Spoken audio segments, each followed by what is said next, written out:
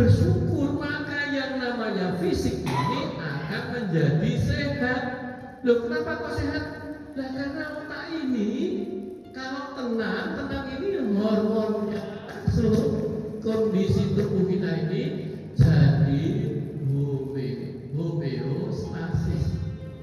Ini bahasa fisiologis ilmu kedokteran. Homeostasis itu seimbang. Itulah kondisi orang tenang. Bapak Ibu kalau mau ngecek ukur tensinya, kondisi tenang tanpa beban pikiran, mesti tensinya normal. Bapak Ibu, ketika Bapak Ibu mau diukur tensinya, kasih video sing mengerikan.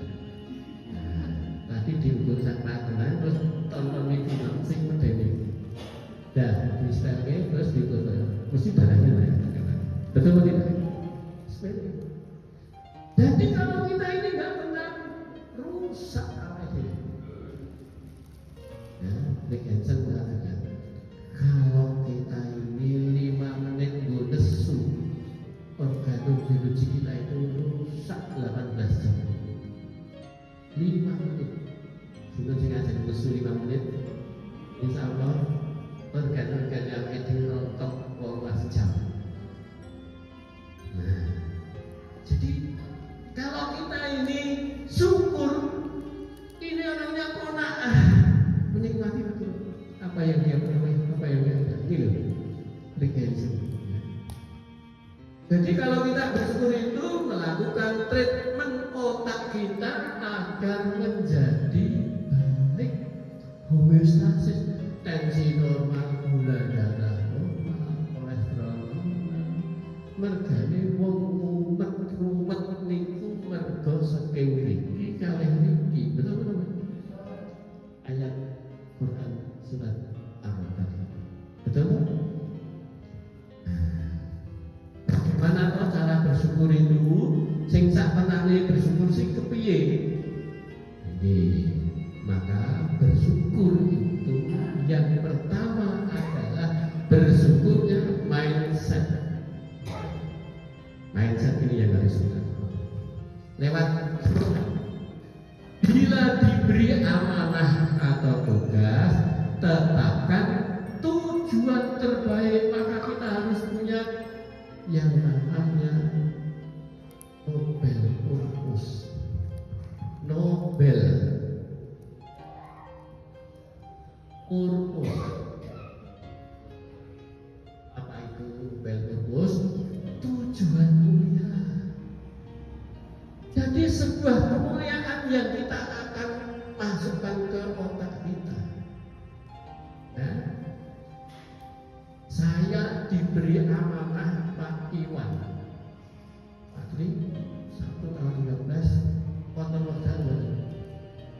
Alhamdulillah kosong, insyaallah bisa. Maka diberi amanah untuk hadir di sini. Maka saya di sini otak saya sudah tinggal. Saya bersyukur, alhamdulillah aku diberi kesempatan oleh Pak Iwan untuk bisa mendapatkan sesuatu yang berharga dalam hidup saya. Apa itu? Saya akan di kesempatannya waktu nanti dapat jariah yang tidak terputus. Betul atau tidak? Ini mulia. Saya dudukan sesuatu yang saya berharga. Maka saya akan all out di dalam menyampaikan itu. Ketika saya diterima di kampus UNY, diterima menjadi dosen, saya diberi amanah sebagai dosen. Saya untuk bekerja sebagai dosen itu bukan untuk mencari gaji. Kenapa bukan mencari gaji? Gaji ini mesti menurut diwenehi, betul tidak? Oh, bekerja di tempat profesional kok. Saya bukan bekerja di yayasan dalam bentuk yayasannya itu non-profit. Contohnya bukan di tempat profesional, yayasan untuk membantu apa ini. Apa misalnya yang non-profit, Bapak Ibu? Menyalurkan yatim piatu. Memang aku tenagaku di sini itu memang untuk berbakti saja, malah muncul, betul atau tidak? Atau saya itu bukan kerja bakti di tempat orang buat jalan, saya kerja bakti.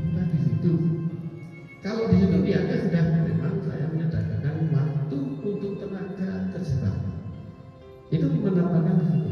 Nah, tujuan terbaik di sini apa kemudian? Saya ingin mendapatkan ridho Allah. Betul? Itu tujuan mulia kita. Karena kalau saya tujuannya kok duit kausan, gaji dosen di sepiro. Betul? Sedikit Pak gaji dosen. Gaji guru itu juga sedikit, saya tahu. Enggak jauh-jauh beda dengan dosen. Ya, jangan banding-bandingkan Pak. Karena banding-bandingan murid ini jadi kosong. Tidak hanya bersyukur karena kita ini nggak sadar hidup ini bukan pertandingan yang kita ditandingkan kepada orang lain. Astabiqul khairat, salah banyak orang memahami berlomba-lomba dalam kebaikan itu. Aku berlomba kebaikan dengan Pak Faizu, enggak. Berlomba kebaikan itu kebaikanku kemarin dengan saat ini. Nah aku karo wingi kok isih padha aku keok. Saya dengan Pak Iwan itu jalan hidupnya namanya garis edarnya. Kayak Pak itu ada garis edar. Masing-masing nggak bisa dipertandingkan. Bapak Ibu dengan saya nggak bisa dipertandingkan. Betul atau tidak? Maka hidup jangan banding-bandingkan. Wes bakal cilaka sak urip-urip matinya 10 khotimah itu. Lu kok bisa? Wong ora bersyukur wala in kafatu inna adzabal sadid. Itu yang kena azab. Betul? Perbedaannya seumur hidup. Maka Bapak Ibu dalam konteks semacam ini tempatkan tujuan yang mulia ini. Kira-kira tugas ini disebut berhasil indikatornya apa?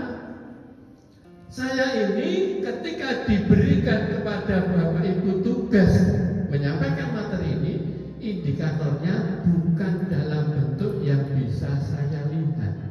Betul atau tidak? Bapak Ibu, orang itu untuk mendapatkan sebuah kebaikan, sebuah sesuatu yang dihasilkan sesuatu tadi, yang kita lihat adalah bagaimana kita cara saat melakukannya. Saat melakukannya. Hasil itu bukan wilayah saya. Bapak Ibu dong atau boten dong, sing kula sampaikan itu bukan sebagai indikator keberhasilan saya. Karena hasil wilayah Allah, betul?